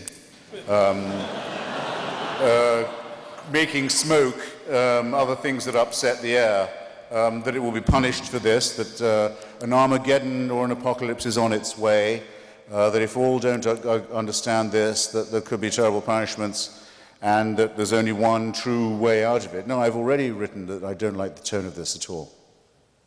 just in case. Good, cautious, You don't have to read. cautious, but a You good don't have to start. read everything I write. You don't, but you guys, you do. And next time we talk, I will expect you to have read everything I've written. Okay, our next question. Before I attempt to challenge Mr. Christopher Hitchens with a question, Mr.? Professor Christopher Hitchens. Thank you. I should say that I've taught a number of your books here at Grand Valley State University. My students revere them, and so do I. Thank you. You've been a very eloquent critic of empire throughout your career, and as a young man, I admired you a great deal for it. Are you prepared to admit now that the United States adventure in Iraq is also an adventure in imperial activity? Well, You asked this audience what a Yes. person who acts as if God is on their side acts like, and I would suggest to you that that person acts much like the candidate you supported in 2004, George W. Bush, in particular as regards the adventure in Iraq. yes. No, I quite understand your point, and my response would be the following. And I hope you're ready for it. And those who, I'll do my best. And those who did that clapping thing that they still haven't, is this. Everything the United States has done in Iraq has been imperial, since 1968, at least, when the Central Intelligence Agency claims that it helped install the Saddam Hussein wing of the Ba'ath Party. Follow me here. Not just the Ba'ath Party, bad enough, a fascist party with some Stalinist inflections, but the Saddam Hussein wing of it in power in Baghdad. That's how the CIA claimed to have acted in 1968. The United States was still an empire in 1974 when Henry Kissinger promised the Iraqi Kurds American support in their fight against Saddam Hussein with the backing of the Shah of Iran and Israel, and didn't tell them that he was about to sell them out when Saddam Hussein and the Shah of Iran were going to make a handshake over their dead bodies. That was just as imperial. It was, the United States was an empire when Jimmy Carter gave a green light to Saddam Hussein to invade Iran in 1980, and told them that with American intelligence supplied by satellite through Saudi Arabia, that they would achieve a swift victory over the Iranians and probably recover the Arabic-speaking territories of Khuzestan, of Persia, for Iraqi control. That war, we reckon, I've been to the cemeteries in Iran and in Baghdad of that war, probably not less than 1.5 million casualties. I haven't factored in all the casualties. All of these were imperial. In other words, if the United States is either imperial or it isn't, if it is, it's just as imperial not to intervene in Iraq and to leave the status quo the way it is, as it is to intervene. In 2003, for the first time I know about, the United States intervened in Iraq on the right side. And I'm proud of having advocated that policy. Okay? I knew I wouldn't get any applause. But I just want you to know that's what I think is the distinction. No, hold, please, that's the distinction.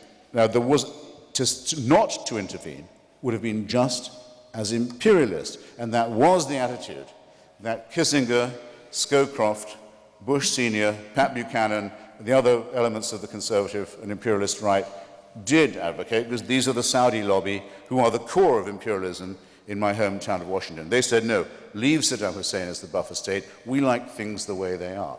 Don't you tell me that's a non-interventionist policy, okay? And don't tell yourself that, because you're letting yourself and your MoveOn.org friends off much too lightly, okay? Voila.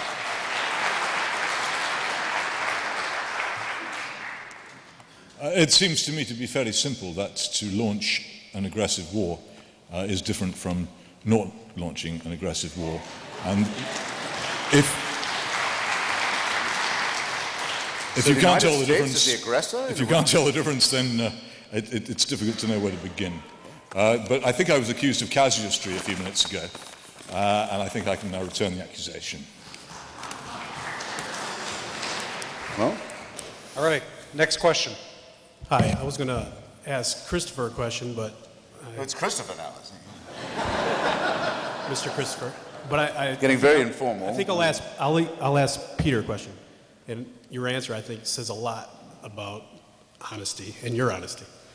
When you walk into a natural history museum and you look up at a Tyrannosaurus Rex fossil, how does that relate to your religious belief? How do you place that in your religious belief? And your answer, I think, is it'll speak volumes about. I'm not sure how it's supposed to.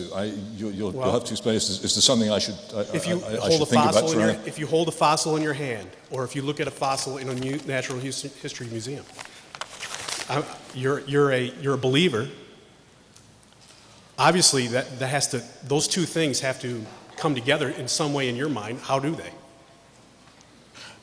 I'm sorry, I really don't know what you're driving at. I just don't. Peter, okay, Perhaps Professor Hitchens.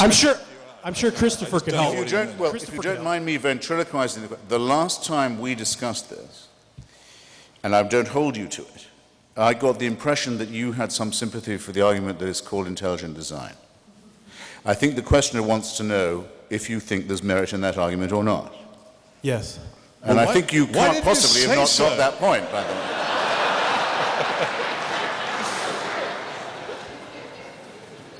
Well, go ahead. And if you say no... So what actually is the question? Settle that, then I'll answer it. Well, that's a good question. It's just a general question about if you walk into a natural history museum and you see these fossils. No, back to the museum. Do you think there's any merit to intelligent design? To me, the two cannot, it's either one or the other. It's just an honest question. One what or what? Belief. Give it up. Give it up. Are we at an impasse? Forget it. Sorry? How can you believe in a young earth and a God? Well, I don't believe in the young earth. So You don't? Then how can you have a... I thought it was a question. What if the question was, do you think intelligent design is an argument with merit? So pretend that was the question. Sorry, it's these microphones. Actually, I'd like to know what you think. Do you think that intelligent design is an argument, a case that has merit? Yes, I think it's an interesting skeptical current.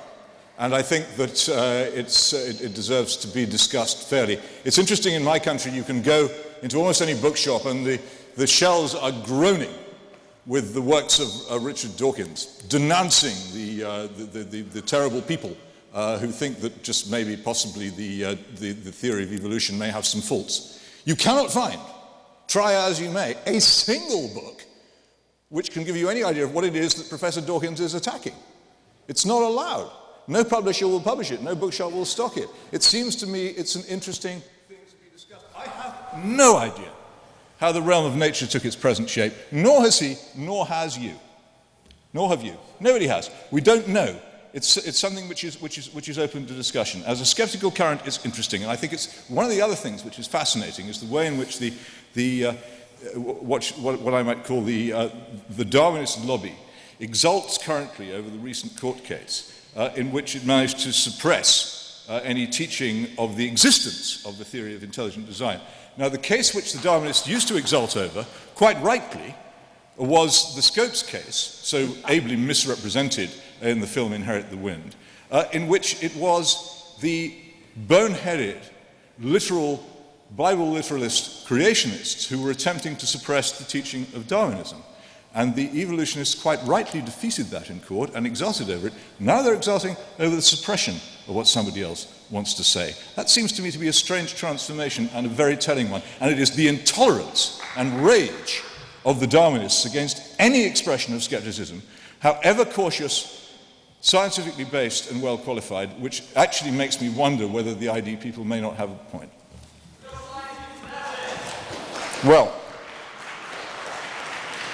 I mean, I think there is a ghost of a point there, but it's only this ghost. It's the following. That evolution occurred is conclusively verified by the record of molecular biology and of fossil record.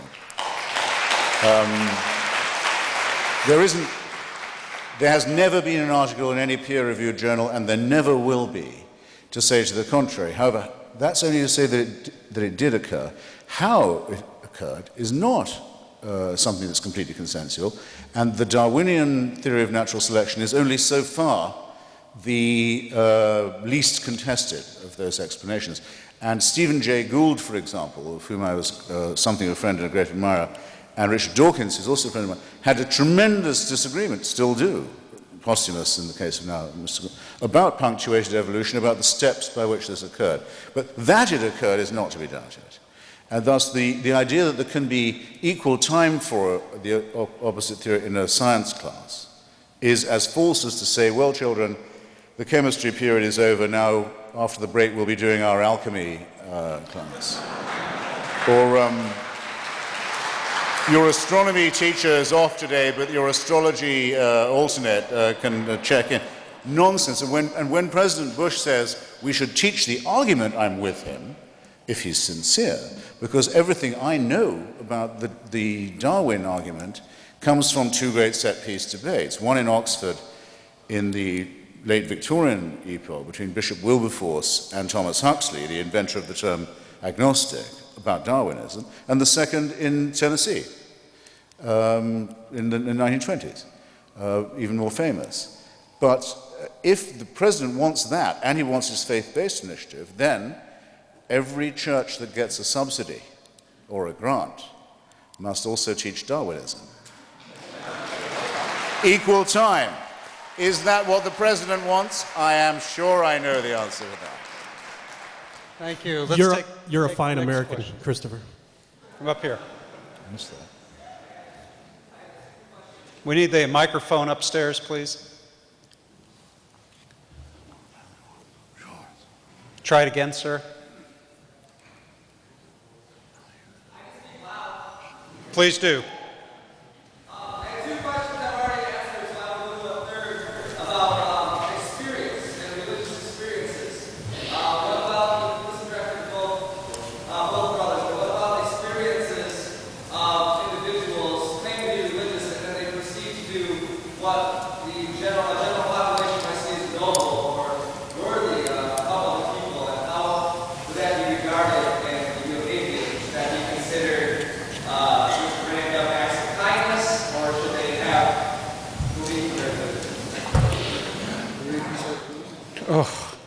I'm sorry, I did not hear that. No, well, that was audible to everybody, wasn't it? You first. I really couldn't hear it. I'm sorry. Okay, well, I'll tell you. He said, pain. what about subjective experience? If someone says, I had a religious experience and I went on to do a noble action, shouldn't we credit that to religion? Would that be a fair précis of your question, sir? He says yes. I have an answer, but I'm sure you do too. I suppose so. It doesn't seem to present any difficulties to my position, so I think I'll hand it over to him. Well, I mean, one of the best books for the unbeliever to read is William James's Varieties of Religious Experience, which is, by the way, is a trope you come up against a lot with C.S. Lewis, many other religious writers. They say, you who believe in the material world and don't believe in the supernatural, you can't account for the experiences of revelation and enlightenment and miracles that other people experience. And you don't understand the numinous, in other words. And I say that that's true for me. I don't. And I don't trust them, though I do think they can be confused with experiences of nature, landscape, music, sex and love, the numinous in other ways. But if these experiences, the positive ones, are going to be credited to the religion account, then so must the person who says that God told him to go and get a gun and kill all the unveiled girls in neighboring streets. If all these things are going to be charged, they've all got to be charged. And that would leave us exactly where the argument from design leaves us, and all the others leave where we started. Ça va? If I could just respond very briefly to that, I don't think that's true. I think a lot of time is wasted in this argument by atheists blaming Christians for all the horrors and oppressions that have taken place in history, and Christians returning, oh no, it was only done by atheists. It's quite plain that human beings are always capable of enormous wickedness. And the misunderstanding and misapprehension of religion is incredibly dangerous. And I think that the idea that either side is faultless in this is absurd and indefensible. But I would very strongly argue that far more good has been done by religious belief than harm, and that great harm is likely to be done to our civilization by an abandonment of religious belief.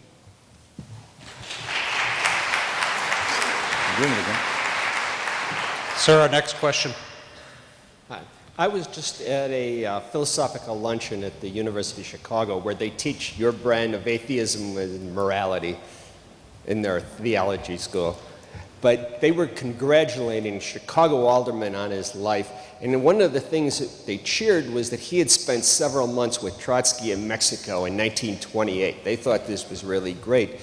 And that a group of atheists would cheer a man who killed between 40 and 60 million people, and would now do it having spent months with him, and this is something they look up to. And this is the top of the people who do this. The Chinese, who were atheists, killed, 100 to 200 million people? They did 90 million people in locking up 2 provinces in the north, and they preached atheism. And Trotsky went and preached atheism across Russia, and then he hung priests from the back of the train.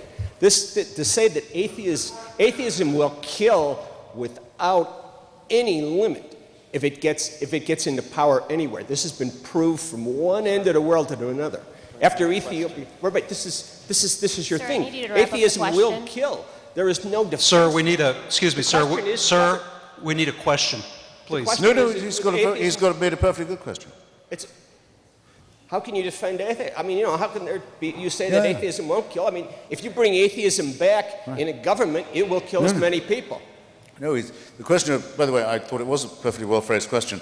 To be an atheist doesn't guarantee you against being a sadist or a nihilist or a fascist or a Stalinist or a Maoist, though it's slightly unlikely I think you'd be a fascist or a National Socialist, but it's I would say, a necessary condition for enlightenment, not a sufficient one. And I'll take your question seriously in the following way. The 20th century totalitarianisms that are accused of being secular, I'll say something about each of them. It was a long question, so I hope you'll allow me. I'll try and condense it. To start with the original 20th century totalitarian ideology, which originally called itself fascism.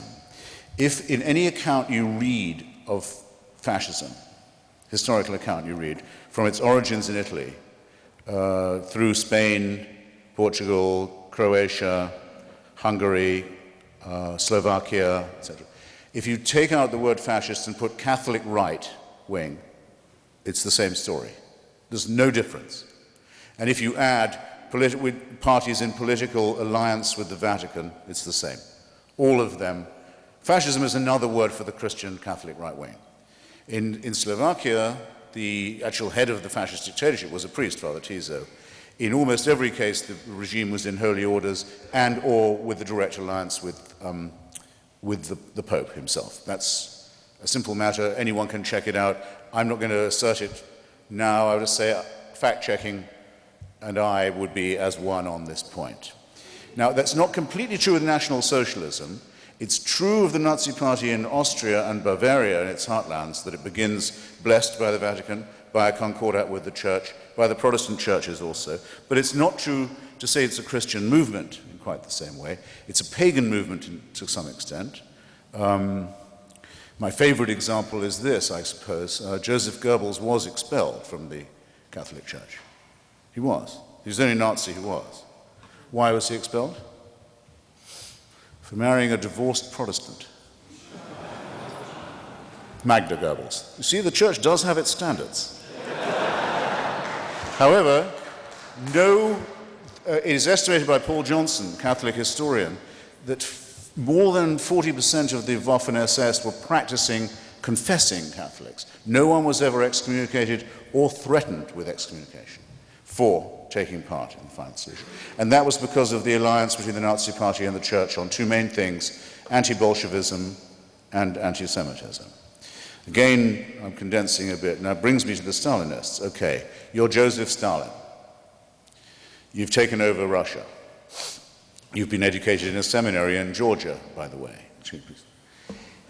Up till 1917, for hundreds of years, hundreds of millions of Russians have been told that the head of the state is a god, that the Tsar is above power, ordinary secular power, that he's the head of the Russian Orthodox Church as well as the... You shouldn't be in the dictatorship business if you can't take advantage of a deep well of credulity and servility like that. It's your golden opportunity. What does he do? Heresy trials. Heresy trials, witch hunts, miraculous discoveries such as Lysenko's biology, the worship of the leader from whom all blessings flow. As I described North Korea, the most religious state I've ever seen. Mutatis mutandis, this would apply also to Mao's China, with the same background of superstition and servility. Now, for there to be a fair test about this, you'd have to do the following.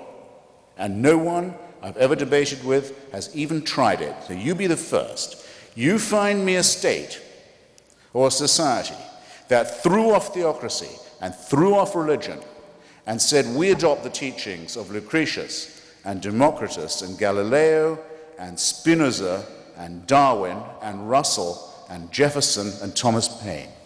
And we make those what we teach our children. We make that scientific and rational humanism our teaching. And you find me that state that did that and fell into tyranny and slavery and famine and torture, and then we'll be on a level playing field.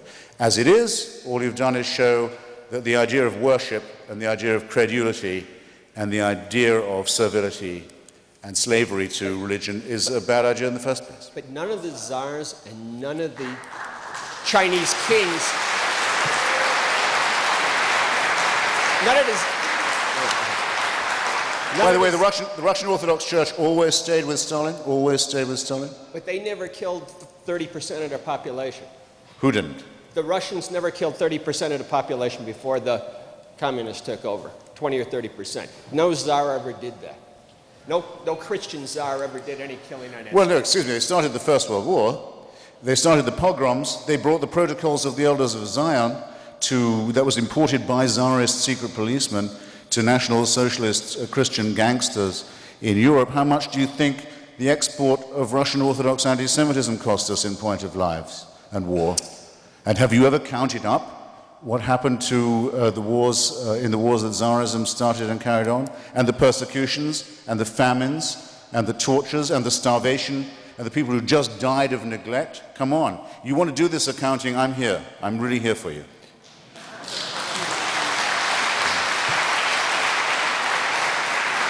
Or what the Serbian Orthodox and the Russian Orthodox have just done in the Balkans.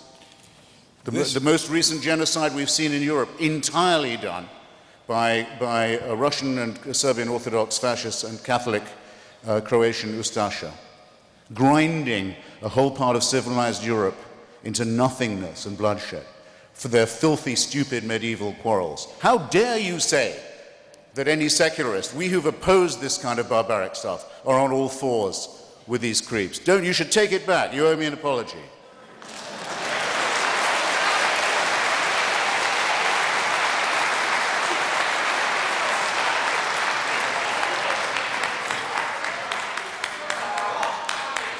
You lose, Boychik. You lose, Boychik.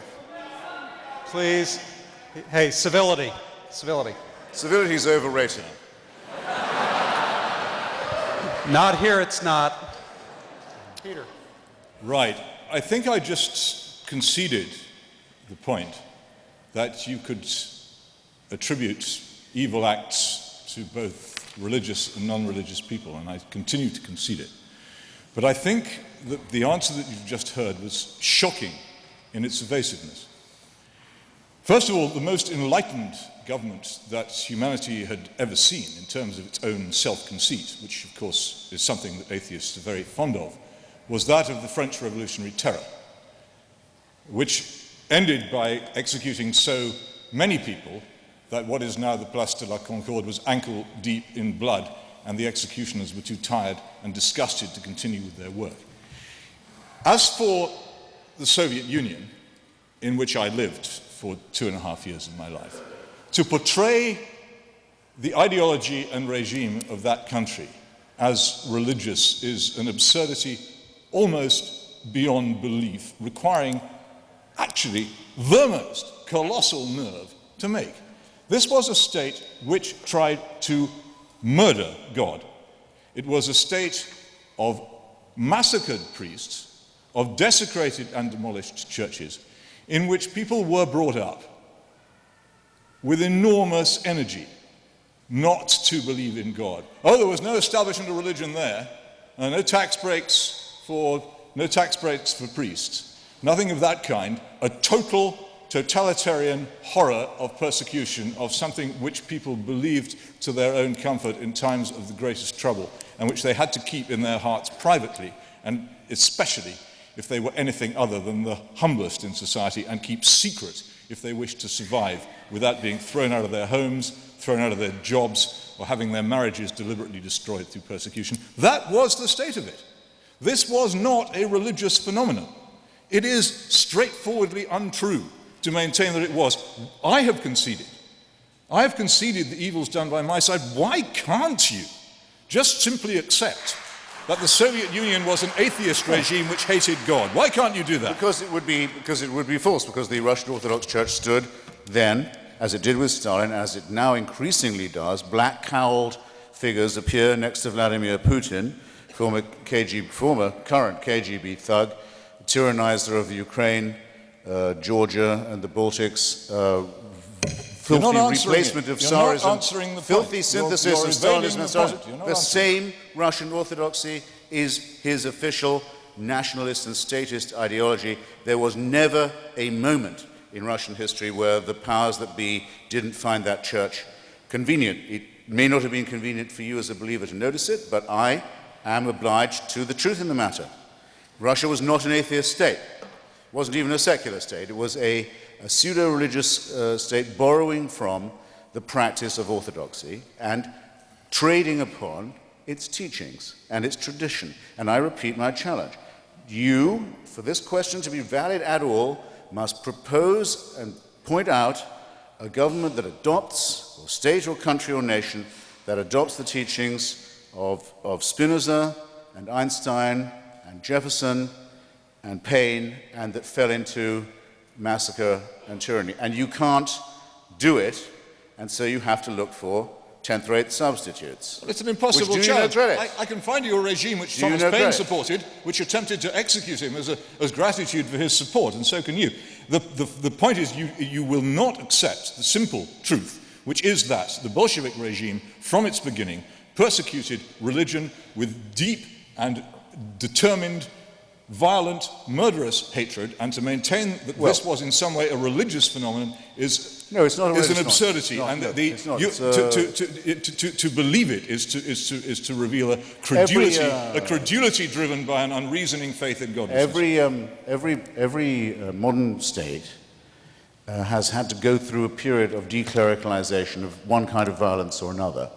The Cromwellian Revolution, the Henry VIII's dissolution of the monasteries, the wars in Spain, the wars in Italy, the French Revolution, which you mentioned, they all have to go through it. It's usually in proportion to how vile, how filthy, how cruel, how tyrannical, how greedy, how ghastly was the pre-existing clerical regime on which much of this must be blamed. But you can't say that the test of humanistic, secular, atheist values has been conducted until you've had that conducted fairly. Hitler's birthday was celebrated from the pulpit by order of the Vatican, by every church in Germany, till the last day of his regime. Do I say that makes you a National Socialist? No, I don't. No, I don't. I would know how to if I was capable of a low blow. But as you know, I'm not.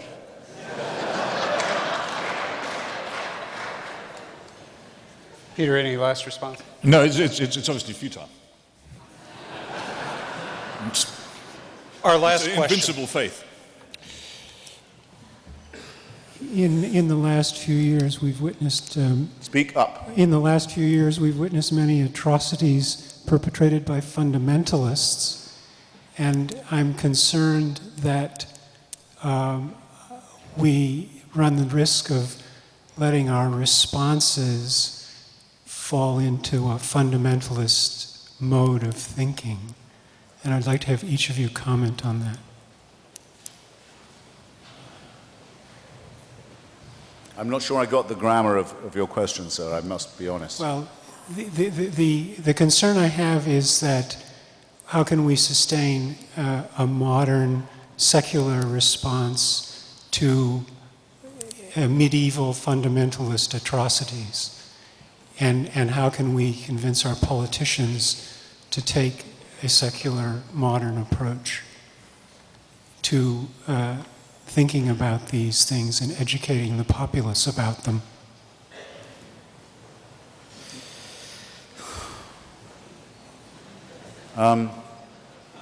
There's something slightly faint about the question, I have to say.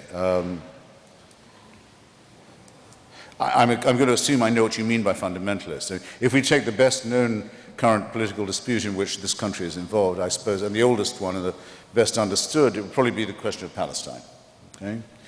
Where there has been for some time a conflict between two nationalisms, approximately equivalent size of peoples, Jewish and Arab, over a piece of land about the size of Wales, with great and quite just claims, emotionally just claims on both of their parts going back quite a long time.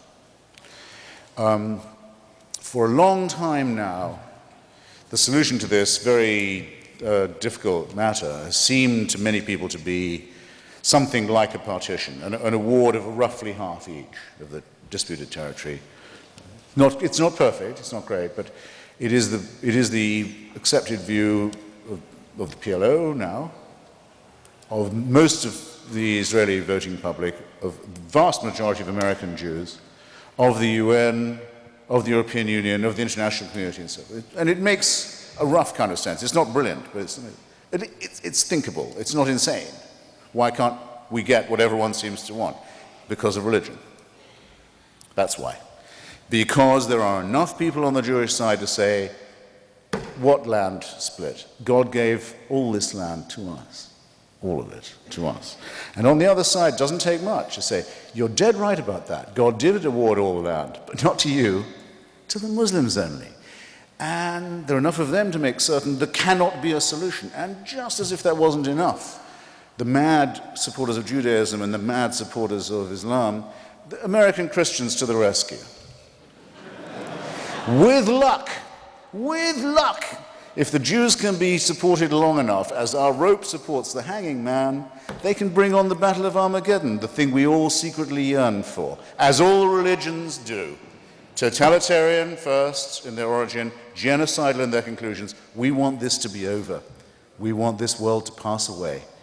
We are pointless without that demand. We are not humanists. We are eschatologists. And hey, what could be more wonderful?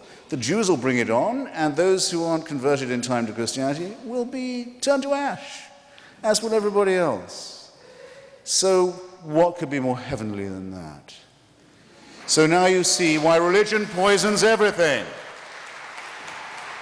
These congregations and their religions and the filthy texts on which they base themselves earnestly desire that everything we call civilization, and everyone in this room, be destroyed. They want it, they relish it, they work for it while you're asleep, as well as while you're awake. Coexistence with this kind of thing is as impossible as coexistence with fascism or Stalinism. The sooner we wake up to it, the better our chances of survival will be. Thank you, Christopher.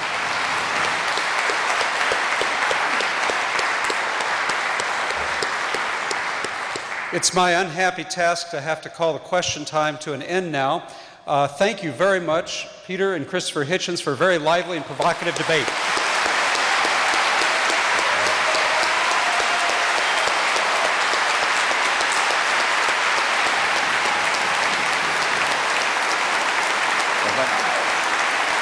I told them not to clap. Thank you. Oh, yes.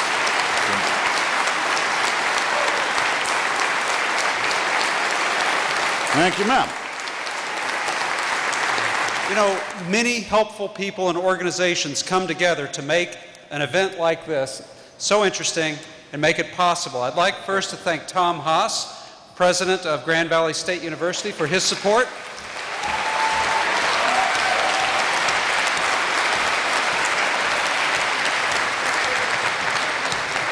Also, a wonderful partner that we've discovered, Jeff Siever and the Center for Inquiry.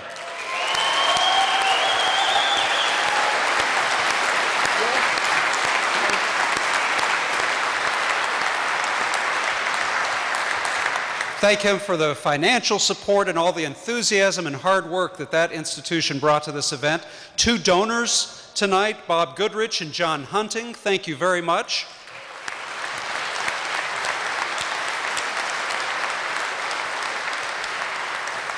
And wow, what a venue. Heather Beretta and her colleagues at Fountain Street Church for providing such great services here.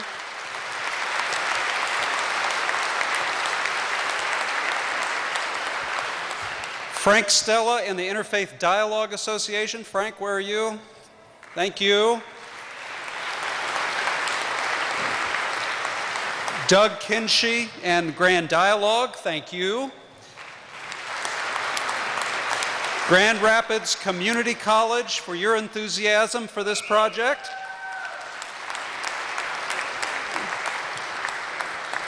And most of all, the founding benefactor of our Presidential Studies Center, Ralph Hauenstein, who just celebrated his 96th birthday. Thank you, Ralph.